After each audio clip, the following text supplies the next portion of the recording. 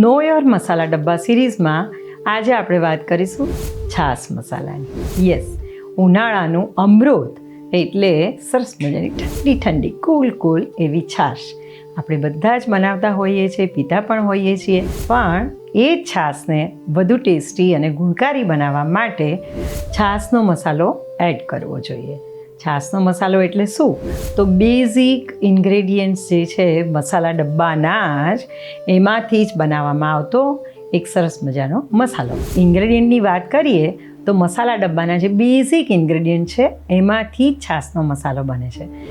ધાણા, જીરું, હિંગ, રોક સોલ્ટ, બ્લેક સોલ્ટ, સૂકવેલા ફુદીનાના પાન, સૂંઠ અને મરી પાવડર.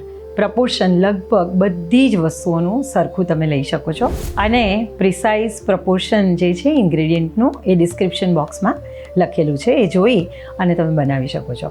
હા, જ્યારે પણ મસાલો બનાવો તો એને સરસ રીતે શેકવાનો છે 2 થી 3 મિનિટ માટે. ઠંડો પડે પછી જ મિક્સીમાં એનો પાવડર તૈયાર કરવાનો છે. હવે છાશની વાત આવે તો એકચ્યુઅલી આપણે જેને છાશ કહીએ છીએ જાડી જાડી લસ્સી જેવી, એ છાશ નથી.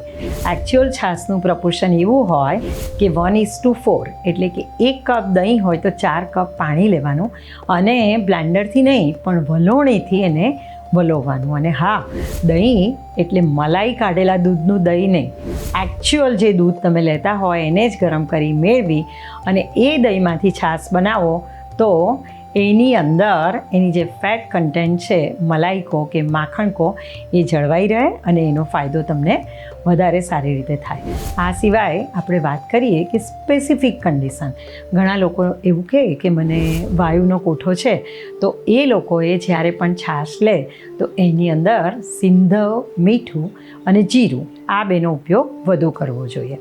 કફ પ્રકૃતિ હોય એ લોકોને કદાચ ઠંડી પડતી હોય અને શરદી વધારે થઈ જતી હોય તો એ લોકોએ એની અંદર સૂંઠનો પાવડર નાખી અથવા આદુનો રસ નાખી અને છાશ લેવી જોઈએ.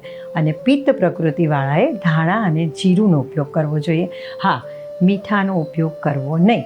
છાશમાં પિત્ત પ્રકૃતિવાળા જો મીઠું નાખશે તો એમને પિત્તનું જે સમન થવું જોઈએ એ પ્રોપરલી નહીં થાય.